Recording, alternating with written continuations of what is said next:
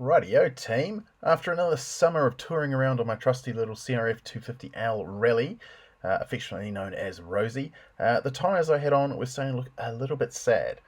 So while they were just within legal specs for a warrant of fitness, the rear hoop was, let's say, starting to get a little bit slippery. So while it was fun to muck about on, going into the colder months of the year with a list of tracks I want to try and conquer, it was clear that the old rubber just wasn't going to cut the mustard. So after a quick email to Kiwi Rider Magazine's publisher Veg, a set of Michelin Trackers were soon on their way down to Hamilton dealer Boyd Motorcycles for fitment from a local distributor of Michelin Tyres and Northern Accessories.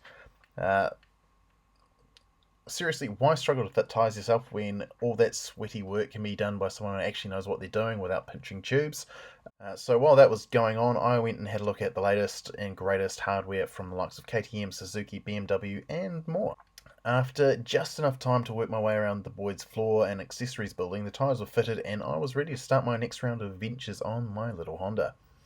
When it comes to what the actual tyres are, the Michelin Tracker replaced the AC10 in the French manufacturer's lineup in 2019, and it builds on that tyre with better all-round performance without losing out on durability or versatility. That's according to Michelin. That means that although they have an aggressive knobbly design, the Tracker is a road-legal option offering serious dirt performance for bikes under 690cc. With lower capacity dual sport bikes like DRZ 400s, the prime target from Michelin for this tyre.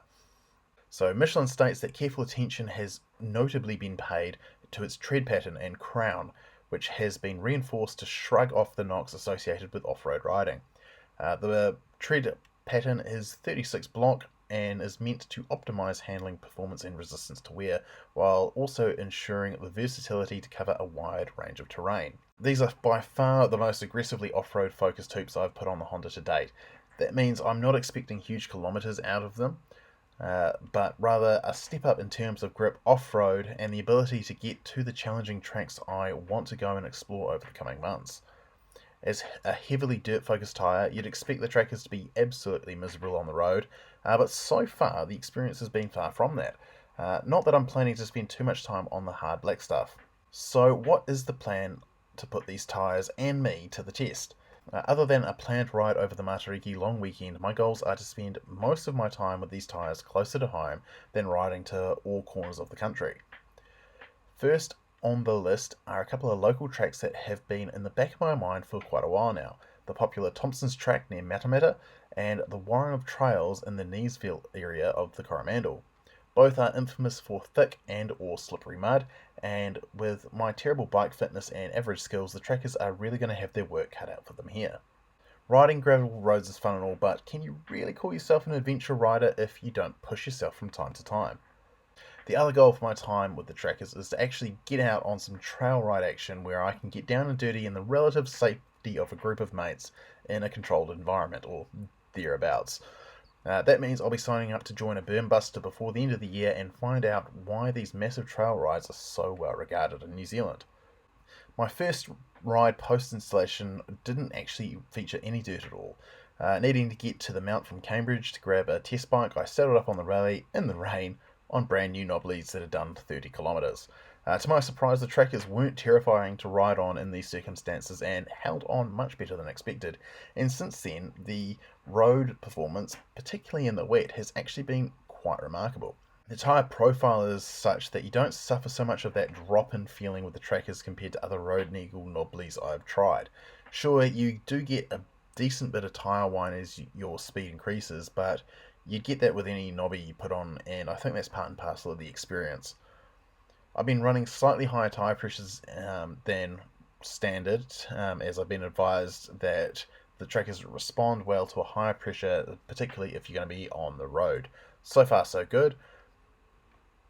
Moving into the gravel and a bit of clay as I jumped off the main highway on the way home from the mount, I was quite surprised to find I wasn't kicked in the butt for the extra pressure. Michelin Trackers, more like Michelin Tractors. These things hook up great in the dirt, and while the clay is still a surface that is slippery and nasty, the way the knobs bite in meant I could lazily chug my way up the clay hill on the side of State Highway 29 with confidence. So I've got a plan. I've got some killer tyres that look the part on the rally. Now I just need to get into the real dirt and put it all and myself to the test. Thanks for watching this quick first impressions review of my new rubber.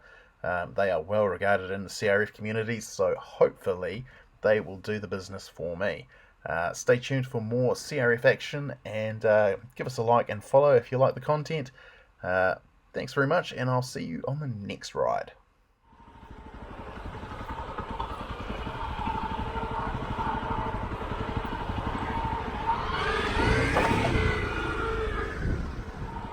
Can't get the really steep bit. Yeah, couldn't do this on a V-Strom, that's for sure. Right, still recording because I'm a dumbass that can't turn his camera off. Yeah.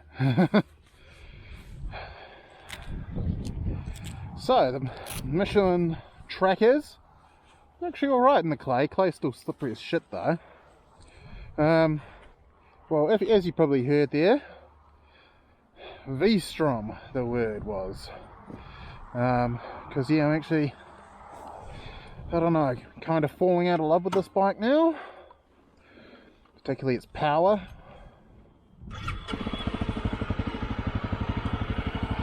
And its lack of comfort.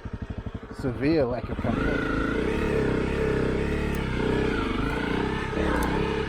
So I'm looking at the idea of selling it later in the year after I finish fucking around with these tyres.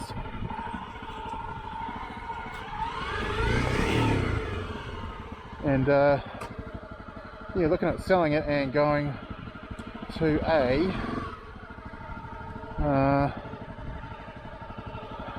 V-Strom or a KLR. Alright, hopefully I can get down this way, because it can come up this way. Looks doable. Ooh, there's some big ruts there.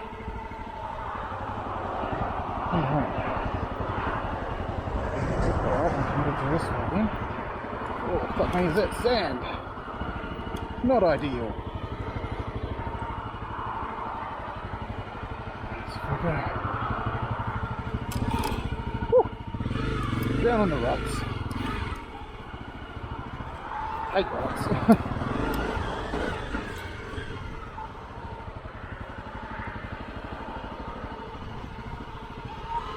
Yeah, so looking at getting rid of Rosie. I'm not allowed 2 bikes. Most of the riding I do is touring, so that's kind of the idea there, is get something a bit more touring friendly, so I can still do gravel roads on. But we'll talk more about this later.